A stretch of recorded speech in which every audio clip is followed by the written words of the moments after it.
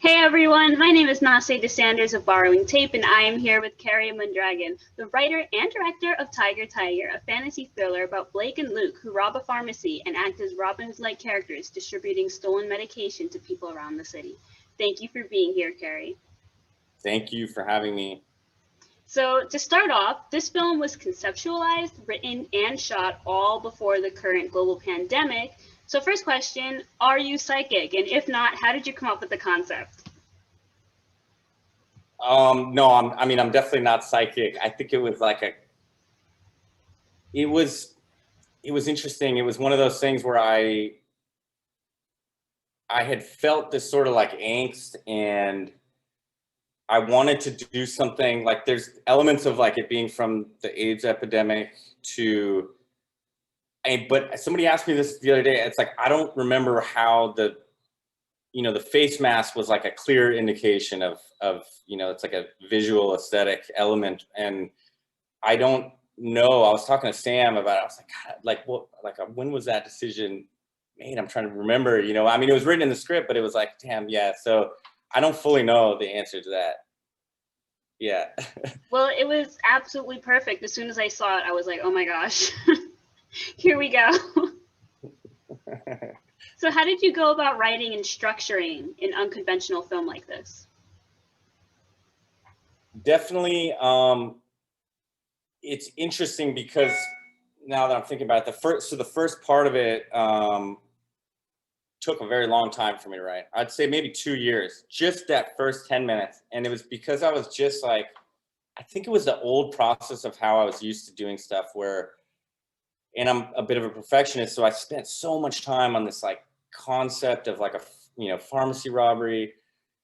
And then I went down to the location, spent a lot of time with the people down there, and all of that happened like almost like an overflow of just like immediately, like it just dictated the script. So I wrote that part of it in like a week and a half, or like 2 weeks maybe. And it was just, and a lot of it was like true too. Like I got stuck in the sand, like all that stuff actually in the same camp. And so as far out and like fantastical as it seems, it was like, kind of true for a lot of it.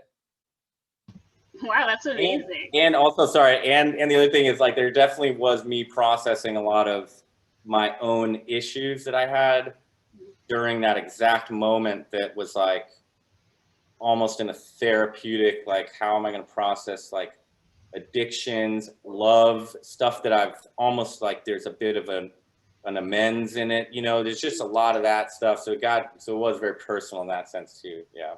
Oh wow, the power of art. Yeah. So could you tell us where the title Tyger Tyger comes from? Yeah, that was it. Came from like my mom used to read me this children's book. There was a William Blake like children's book of poetry, and it's just the first thing that I was drawn to in art. And like I would write, I would draw these tigers and send them to Allen Ginsberg like before he died. And that like had a big impact on me on a more like at the root, almost like on a soul level is what it felt like that. And it's something that I lost for the next 15, 20 years from school and culture and stuff. And so, and addictions. And so it was just strange. It was like right when I had experienced a pretty significant issue with the addiction, like very hardcore rock bottom. That was just what came in that sense was that going back to the roots of things a bit. Yeah. Oh wow. All right. So the opening credit sequence is super funky with the artistic style of it. So what made you want to have that longer, more artistic opening credit sequence? It was that fell into place in a pretty magical way because somebody had sent me Melissa, who's the artist of that. She had done this beautiful like poetry, like art film collaboration with her art. And I just like instantly saw that as like the aesthetic for it that I had been looking for, because I knew I wanted something that spoke to the film. And she we just had discussed it, and she immediately got the style of it, which, yeah, it was very, like the film very much so is like aesthetically going into it, handheld, gritty, but beautiful. Everything's beautiful, but ugly at the same time. So even the score, we, ran it through tape decks to like destroy the sound of it. Beautiful score that would go through this pass of like, or like wardrobe, no makeup in the movie, like things like that, but they still look beautiful, like those type of things. And so with her, it was real simple with the, okay, let's do stop motion animation. So she was hand painting all those, and in a very like intuitive, just let's knock one out, boom, and she's just like a genius all over. Yeah. Wow, that sounds super cool. So the film's leads do a great job. How was working with Sam Carton and Dylan Sprouse? It's incredible. I think they're like different sides of a coin in a way that I felt not only spoke to the title of the movie, but like it was,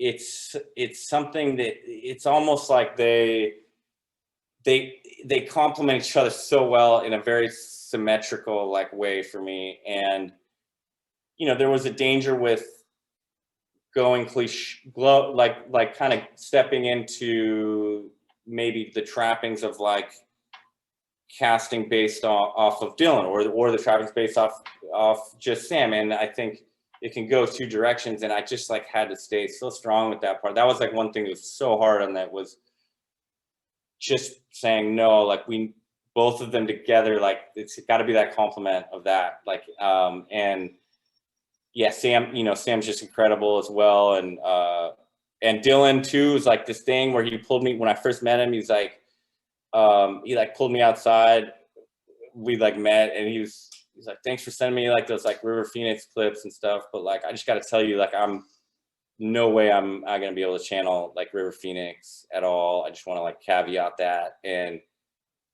I just think it's funny because I was like looking at comments, and like people like legitimately like think he looks like River Phoenix did. So I like sent him a screenshot of that. I'm like, dude, we kind of did it a little bit here. So yeah. Yeah, as soon as you when I watched the film, I wasn't thinking that, but as soon as you said it, I was like, you know what, he does kind of look like a young River Phoenix. That's funny. So the film was shot in Slab City, California, and the inhabitants of that area took part in the film, both on and off camera. So how did you effectively direct non-actors? It was, I think that the double-edged sword of it is like, well, first it's building trust, like trust coming in, right? And I just was so like, the biggest thing I was fighting for on that was like, we cannot make a footprint that affects that community, that affects, it's essentially a tribe, and like, and I didn't want to do what other films have done where they come in with a bigger crew and there's already a separation that happens, and one side, there's a power divide that doesn't work. And I think that we were all on the same playing field with that, and like there was risk with that going into it, but I just like knew that like if we go in with the right intentions with this, it's not only good for the film but just safety of everybody. It's like a family in a way. And so I think that allowed everybody to feel comfortable, and what worked really well, not just with them, but they, by playing versions of themselves in a way, you don't get a lot of takes with doing that, but it also, I noticed, helped the actors, because it's like oil and water when those two things kind of come together. And I think they push both of each other. So like if the non-professional actor down there is doing a great job in this way, then like it up levels everybody, and so I thought that it worked really, really nicely. Yeah, but like you can't do multiple takes, I feel like. I think that's something a lot of people probably don't consider when they're watching films like that you can't do too many takes because of the non-actors. It's very cool. So do you have any interesting stories from your time in Slab City? Oh yeah, like there's like just some wild, I mean, just as you were wrapping up that, I was like thinking, I'm like, oh yeah, well, this guy Utah was named Utah because he like came from Utah, and he's in the motel scene, and he's like he's so good. But it was interesting because like I had my friend Jay who was also helping with locations, and so I'd text Jay in the morning and be like, Jay, like man, I really want to get Utah in this scene. Like, do you know where he's at? And he's like, so he'd go out and kind of find him in like one of the camps, and he's like, all right, well, Utah, he hasn't worn a shirt or shoes in like 2 months. But like he's down, we could shower really quick, but do you have wardrobe for him? So then I'd like go to work. I'm like, yeah, like we can find. And so then he'd come in and like we would do that. And then, I mean, just crazy stories of like, I don't even know some that I could talk about, but like, but yeah, there was like somewhat like, I think Dylan had, actually there was one like security guy who had discovered that his like girlfriend had like uploaded videos of them, and it just threw him into this like dark place. And so then he like, it basically, long story short, is he like he threatened like some of the cast, Dylan specifically. He was drunk, and then he came in like while we were shooting on the other part of the town there, and he just burst in and he was like bawling, crying, like, they kicked me out of my trailer, like blah blah. And I'm like, well, I heard you just threatened like somebody, like, and what is it? And so then I like put him in the van, and I drive him to like where the people that kicked him out were, and then I like convinced them not to kick him out. And then like Dylan and the cast, they were all like in this drama situation. It was very dramatic, but like the moral of that was like, if you're being extorted down there, like it was like, I think the main thing was like, don't, like, we came in with this intention to not cause any sort of problems with this in the community. And it's so important that like we maintain that, and it just, that's the rules, and the rules like don't apply. Like it wouldn't apply in LA to do something like that, but it would apply down there because that's just like different like laws and stuff. Okay, that sounds really cool. Wait, do I have time to tell one more story? Absolutely, go for it. Okay. This other one is really funny. So then last day, like the drip truck gets stuck in the sand. We're trying to dig it out. And then Dylan texts me and he's like, man, he's like, I think Cody stole my Nintendo from the trailer. I was like, are you serious? I was like, oh no. Like, and Cody was in the film and he lives down there. And it was just this wrap up of the end of that. It was like, it was so symbolic because, Cody was there all the time, and he was the first person I met down there. Cody was like shooting his friends with BB guns, and like before I had actors, I was just gonna like make a movie about that, like just like kids just shooting each other with BB guns. And then because I kind of related to that, but then like, so on the last day, Cody had stolen Dylan's Nintendo and then like drives. So Dylan like basically, he did it so beautifully, like it's like such an older brother thing. He like drove to his middle school and like just had like a heart-to-heart sit down with them, like, hey man, you can't just like, don't steal. Like if you would have asked for it, I would have given it to you, and it just, it was just a really touching sort of thing. And so I went to Walmart and like bought him like all these like gifts to Cody, and I bought like a stuffed tiger, and then I like just dropped it off at his trailer before I left. Yeah, so that's another cool story. That's so sweet. So were you living in Slab City while shooting, or were you guys like living outside the city and commuting in? Yeah, so like when I went down there, I stayed there for a week in the beginning, I think a week or a little bit more. And then as I was writing, so I wrote down there the rest of it, then came back to start prep. My friend had lost his house. This is like crazy magic that happened. So he loses his house, his housing situation, and he had, and I had met him in rehab, just to be like honest about that. So I meet him in rehab, and he was like, I trusted this guy so much, Jay. So I was like, dude, like, can you, if you don't have, like, it would mean a lot to me if you just went down and stayed with like Rabbit Side Camp down there and helped, like, just help me, because it's 4 hours away. And so he went down there and he stayed there for like 2 months. And so while we were prepping, and it was the most critical thing because it allowed us to like have, you know, open communication with everything. And yeah, and it just was like very, very effective in just, yeah, maintaining sort of a balance and like harmony within the community there. And yeah. Wow, sounds like a wild time. Yeah, pretty wild. It was pretty wild for sure. Cool. So I'm going to switch gears a little bit. I understand that you were a mentee of Spike Lee. How did that relationship come to be? That was like wild. I mean, he is so, I love Spike so much. I have so much love for him. Like uh, but the way that I went about it was way different. So he was doing this Kickstarter campaign, and I just like was super annoying. Okay, well, let me just caveat this by saying I was using and like not well during that time. However, so I was really annoying probably on the Vimeo, and I just like blasted through it. And his assistant, I guess, had sent it to him. And the next morning I got a call from Spike.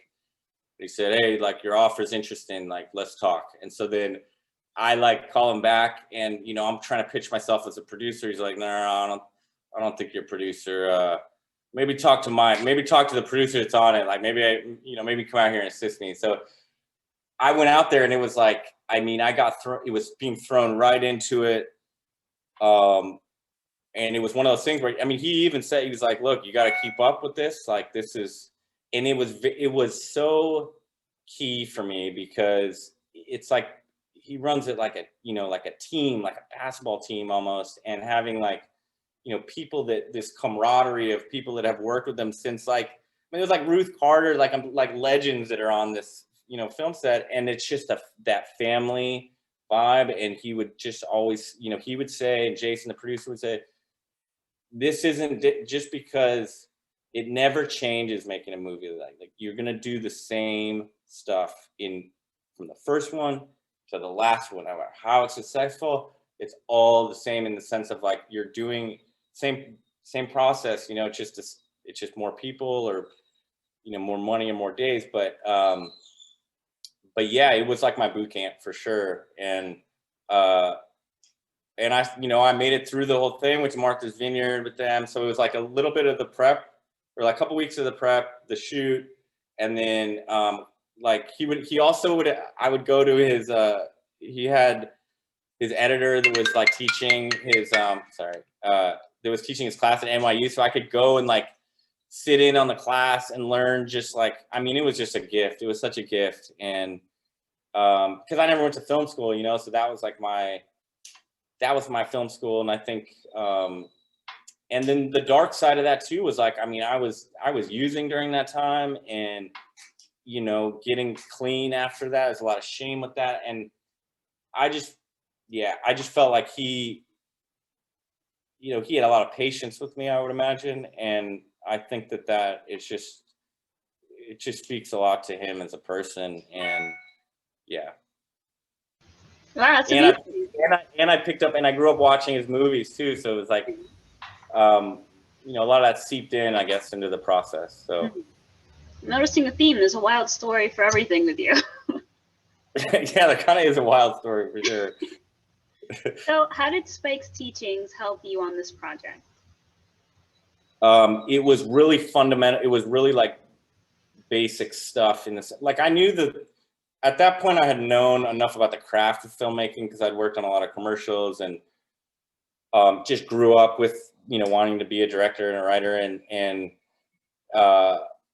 But I think, at the end of the day, it was like the idea of, in combination with like by any means necessary, he gave me the sweatshirt that had a patch on it, right? And like I apply that, there's a context to that I relate to so much, and I think that using that in a sense also with making a movie, but it's doing it in a very like morally and spiritual sort of way where like gifts happen, as if you just go with the right intentions, and I think that it was key for me because on this film, I did it completely opposite of how I'd done anything in my past, you know, and in the past, it was very much, what am I going to get? Like, what am I going to get? What is the world going to reward me with, you know? And it's the trap that a lot of people, younger people, or, you know, film it, it's just like, that's it, because it's part of the culture. And on this, I was like, I can't control, nor do I want to control any of that anymore. I can control what I contribute, and if stuff comes, it comes, but like, that's it, you know. And what's interesting about that is, like,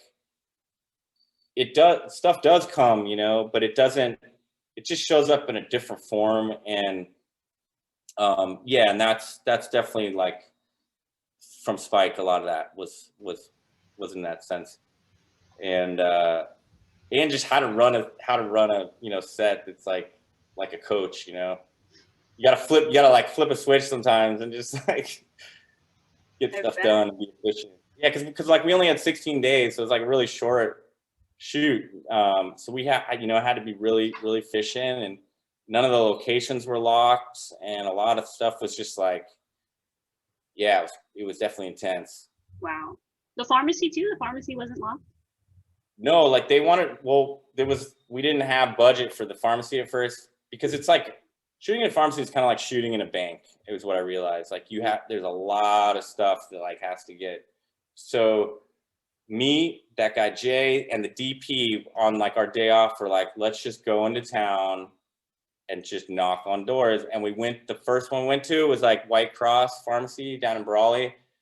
And Shane was just like the coolest pharmacist ever. And he's in the movie, and that's the pharmacy. And it was just like, I mean, that guy was such a gift, because also we had left a script there. Somebody left a script. And then he calls me like a week later and he's like, hey man, like somebody left a script here and I read it, and are you, you know, taking any investors or anything? And I'm like, well, I haven't had one yet, but like, if you want to invest, that would be awesome. And so Shane, the pharmacist, is like our first investor of the movie. So that was like really cool. Yeah.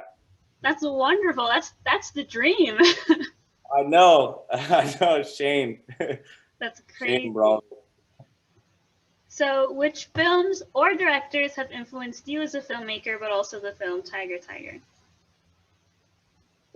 I would say for Tyger Tyger, it was a lot of poetic realism stuff that was like from like the 20s in France, like as pretentious as that sound, but it was like mainly like, a lot of them were like anarchists, like this one, Jean Vigo, and I just like, they have a little, it's interesting. They call it poetic realism because it's a lot of like real, you know, shooting on location.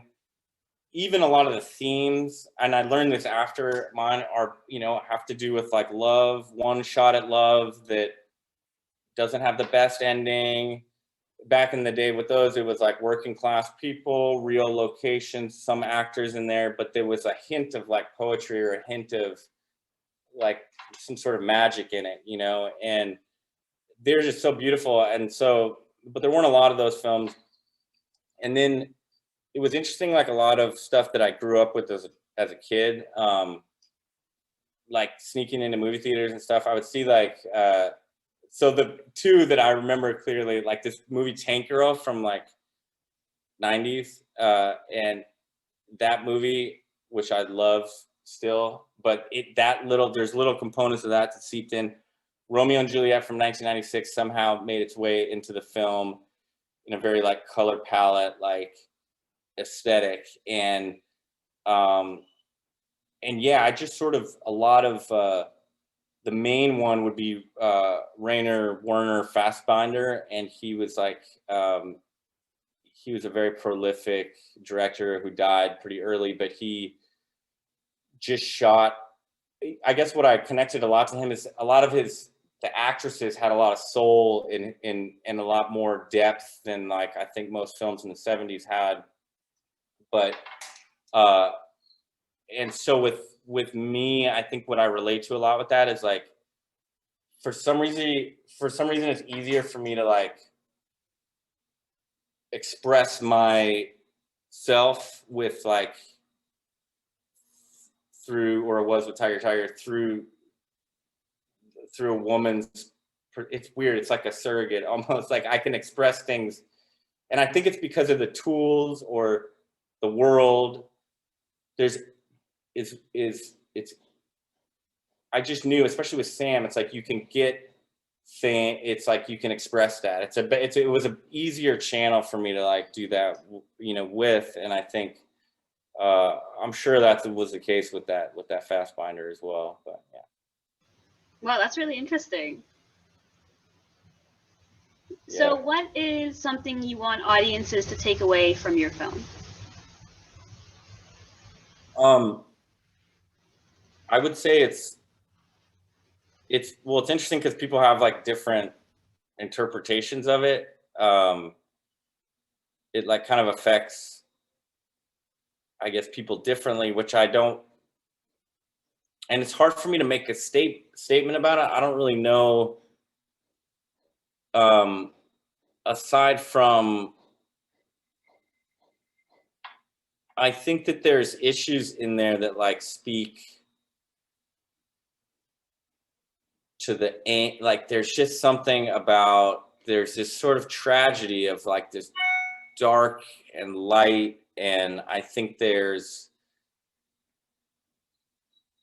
if I could have one thing, it would be just to think differently, or just be open to like having another perspective. And it just was interesting. I don't know, it's interesting with a lot of test screenings too. Like you just get weird answers on there, and like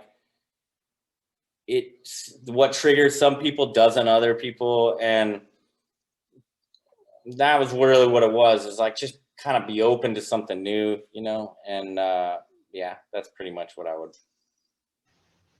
Cool. Yeah, I think with a weird film like this, it's gonna get a lot of different answers, but that's good. Weird film. So what are you currently working on? Any new projects that we can know about? Yeah, there's one that is particularly close to me right now. That's about a little boy magician and his mother, and he's like a prodigy magician. It's called Magic Boy Bloodfeather, and it's not as abstract as this, I guess, is like what people so like it's just but it's weird. It's like kind of falls in that like non-genre, like it's like I was looking for examples, and maybe it's like Pan's Labyrinth with like no money or something, or like less money.